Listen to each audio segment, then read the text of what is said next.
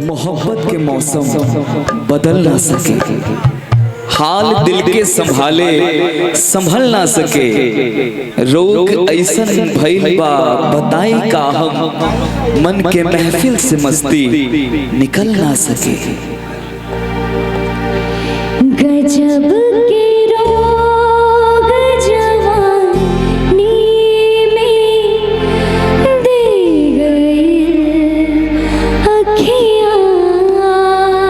एक बात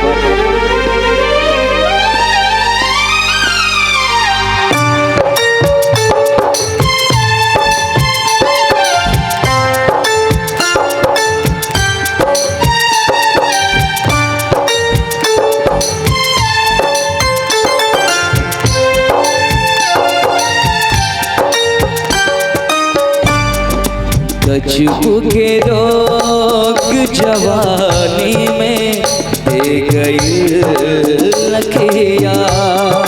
गजब के रोग जवानी में दे गई अखियाँ। नींद नैना के चैन दिल से ले गई अखियाँ।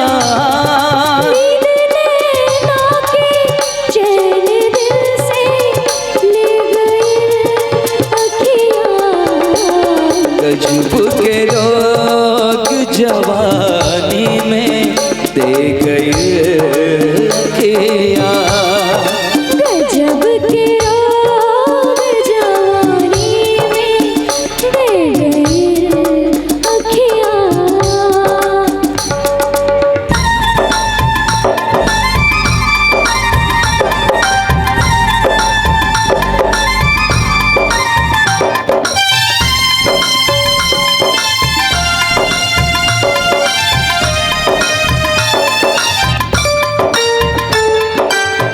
बसेरा बन गई हमार अखियाँ महबूब के, बसेरा बन गई हमार अखियाँ महबूब के, पार करब आगे के दरिया प्रीतिया में डूब के। का कहीं कितना दीवाना बा दिल सनगिया में, मन करे हम रही समाय तोहरे बगिया में। का कहीं कितना दीवाना बा दिल सनहिया में, मन करे हम रहे समायल तोहरे बहिया में। न्योता नहीं के निशानी में दे गई अखियाँ। न्योता नहीं के निशानी में दे गई अखियाँ। गजब के रोग जवानी में दे गई अखियाँ। गजब के रोग जवानी में दे गई अखियाँ।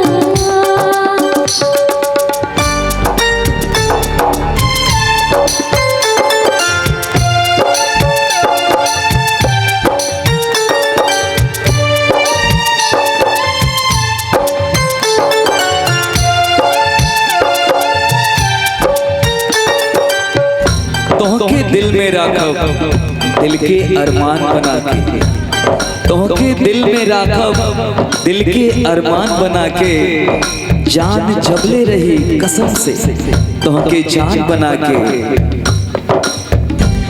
प्यार इतना जुदा होके जीना पाएब हो, दिल नहीं आके उम्र भर हम साथ गायब हो। प्यार इतना जुदा होके जीना पाइब हो, इतने ही आके उम्र भर हम साथ गायब हो। छाप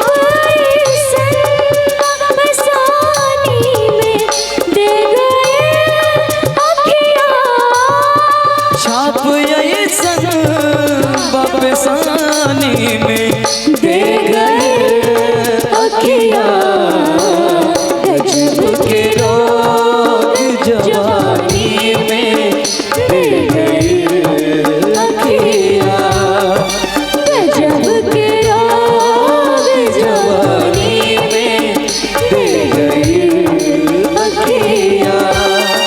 नींद नैना के चैन दिल से ले गए अखियाँ, नींद नैना के चैन दिल से ले गए अखियाँ, गजब के रोग जवानी में दे गए अखियाँ, गजब के रोग जवानी में दे गए अखियाँ, गजब के रोग जवानी में दे गए